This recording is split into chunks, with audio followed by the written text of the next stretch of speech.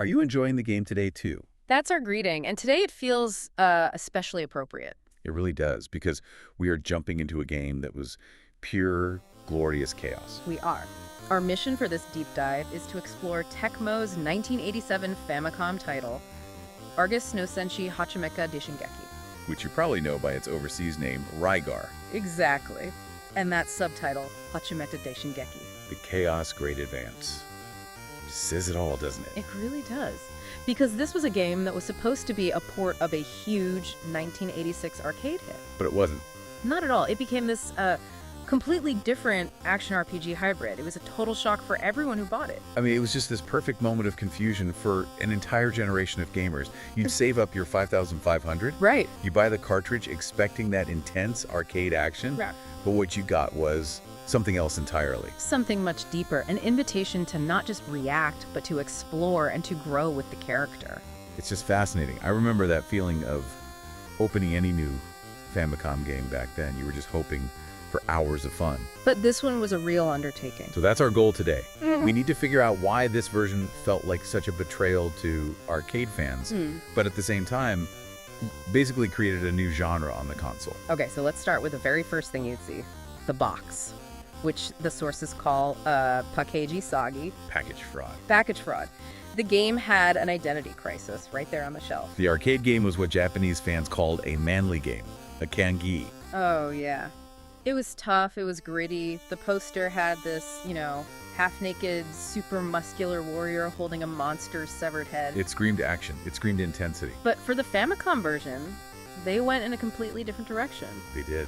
The box art had these cute, sort of chibi-style, deformed characters. It was a very deliberate choice to appeal to the younger Famicom crowd. A bit like what Namco did with Splatterhouse, Wanpaku Graffiti. They were trying to hide the manly game inside, which is hilarious because the trick only lasted until you put the cartridge in. Instantly, the cute characters are gone. And you get the title screen with the original rugged hero, that iconic red sunset, and they even dropped the Hachimeka Daishingeki from the logo. It was a manly game smuggled in a kid's lunchbox. So what about the story? Did that stay the same? The core story, yeah. It's 19XX AD. The Beast King Ligar has taken over the world. There's a prophecy. Of course. When the land is covered by beasts, a warrior will rise from Argos. To save it. And your goal is to fight your way to Rygar's floating fortress. Okay, so to do that, the whole system of the game had to change. Radically. You still have the Diskarmor, that amazing chained yo-yo weapon. Possibly the best weapon in 8-bit history. I'd agree with that. But the biggest shift was philosophical. They got rid of the one-hit-and-you're-dead system from the arcade. And put in a proper HP bar, a vitality gauge. Which, immediately lowered the barrier to entry. It gave new players a chance to actually breathe and make a mistake.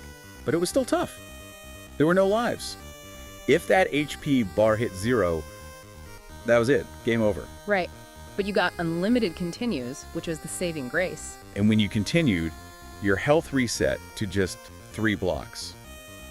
But, and this is the genius part, your max HP stayed. Yes. That one mechanic just encourages you to keep trying. It tells you that your progress matters. And that progress takes you through a completely different kind of world. It's not a linear stage-clear game anymore. It's a huge, sprawling action-adventure. A bit like the Adventure of Link, or even a precursor to Metroidvania games. For sure. You have these top-view maps connecting all the side-scrolling areas like the Suaru Mountains or Losinia Valley. So you're not just moving forward, you're exploring, you're backtracking. You need items to unlock new paths. And to survive those paths, you need to get stronger. Which brings us to the RPG elements, the robust growth system. Right, this is where it really diverges. You had stats you could level up by defeating enemies. You had arm power for your attack strength, and you had chest power. Which was basically your defense, your durability. Exactly.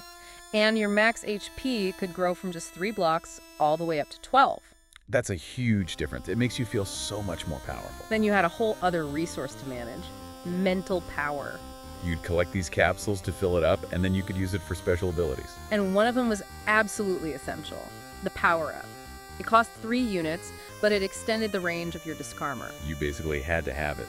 Otherwise, you can barely hit anything. Then for 5 units, you had Warrior's Fighting Spear, a big screen-clearing attack. And the big one, the Lifesaver. For 7 units, you could fully restore your health. A steep price, but worth it. So who's helping you on this quest? This is maybe the weirdest part. The Indras. In the arcade, they were just items. Here, they're the 5 fighting gods. And they're described as, get this, dramatic, muscular, old hermits. Macho nin. that is the best thing I've ever heard. There are no female characters, just you, monsters, and 5 super ripped old dudes. It really doubles down on the manly game aesthetic, and when you rescue them, they give you divine treasures. And these aren't just power-ups, they're keys. They unlock the world. Exactly. You get the cross-chain size, which lets you grapple upwards. And the wind pulley. For sliding along ropes, you literally can't progress without them. So now that we've established what this game is, let's talk about how it was received. The good, the bad, and the grind. Let's start with the good, the technical achievements. For a Famicom game, it looked incredible. Tecmo somehow kept that detailed graphical style from the arcade. They even managed to replicate that amazing multi-scrolling background effect, the red sunset. It gave the world so much depth, and the movement was so smooth and fast. That feeling of just wiping out enemies with the Diskarmor was still there. Yeah, that rapid burr-in sound effect. Yeah. So satisfying. The music, too. It was a brand new score by Sugiharu Otani, who did Solomon's Key. And it was fantastic, very moody, very passionate. It really fit the world. It's interesting. The Japanese Famicom version has a more tragic, somber tone to the music. The overseas NES version is much more bright and heroic. That probably shaped how different audiences saw the game. It had to. But I think the single greatest point of praise was the difficulty balancing, the RPG stuff. Right, if you got stuck on a boss, you had an option besides get good. You could just stop. You could go back to an earlier area and grind. You could fight weaker enemies over and over to raise your stats. So you could turn a frustrating boss fight into a total cakewalk just by putting in the time. It was a way to reward patience over pure reflexes. Which was kind of revolutionary for an action game at the time, but this leads us right to the big point of contention. Why so many arcade fans hated it. And you can see why. The entire philosophy of the game was flipped on its head. The arcade was all about speed, momentum, and high-risk, high-reward action. Right, like going for that 1 million point bonus, knowing one mistake could end your run. It was pure adrenaline. But the Famicom version asked you to do the complete opposite. It wants you to stop, to backtrack, to grind. You weren't trying to avoid enemies, you were actively seeking them out to farm them. The core gameplay loop was just fundamentally different. And even if you could get past that, there were some, let's call them hachimecha headaches, some real design quirks. Oh yeah. For one, the action itself was simplified. They took out some of the unique attacks from the arcade, which made the combat feel a little plain. But the real pain, the true test of patience, was the cursed wind pulley. Ugh. The pulley. I still have nightmares. The input for using it on ropes, especially diagonal ones, was so vague. The manual just said press the D-pad. Which was not helpful. And if you messed it up, you just fall. Yeah. Usually to an instant game over. And that little click sound cue when it attached was so quiet you could barely hear it. You were just guessing, and the penalty for guessing wrong was starting over. So cheap. So frustrating. And recovering health was also a total pain. Enemy drops were rare and only restored one tiny segment. And using your mental power to heal cost 7 units, which is a fortune, especially early on when you need it for your weapon range. But all of it is nothing compared to the single biggest, most mind-boggling design flaw. The lack of any save feature. No save, no password, nothing. I mean, think about that. They built this huge, sprawling RPG adventure that could take 10 hours to beat for a first-timer. With exploration, with stats, with items. And they expected you to do it all in one sitting. If the phone rang, you were done. If you had to go to bed, you had to start from scratch the next day. It's just anti-player. It goes against the very game they designed. So in the end, it really became its own thing. Not a port, but a Gaiden, a side story. That's the perfect way to put it. Tecmo tried to do a more faithful port later for the Mark III, but it wasn't well received. The series then went quiet for 15 years. Before coming back on the PS2 and Wii as a 3D action game. With a totally new hero, too. But the Famicom version left us with the best secrets. The 1 million point bonus.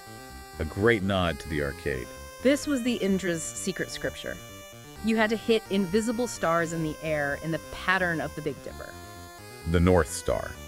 Which is a direct reference to Fist of the North Star, right? 100%. It's a reference to the Death Star from the manga. A great little Easter egg. But they didn't want you to abuse it. No.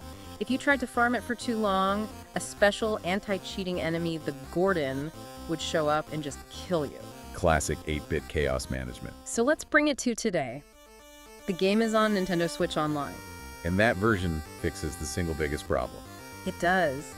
The Switch's Save Anywhere feature completely eliminates the no-save issue. It finally lets you play the game as the long-form RPG it was always meant to be. But it creates a funny new problem. Right, because now you don't have the original instruction manual. And for a game this complex, with all its puzzles and map connections... You gain the save file, but you lose the roadmap. Which brings us to the final verdict.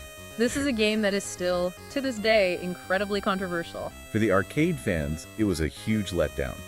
A Gecko Ridge. But for a whole generation of console players, it was a masterpiece. A high-quality action-adventure that pioneered a new way of playing.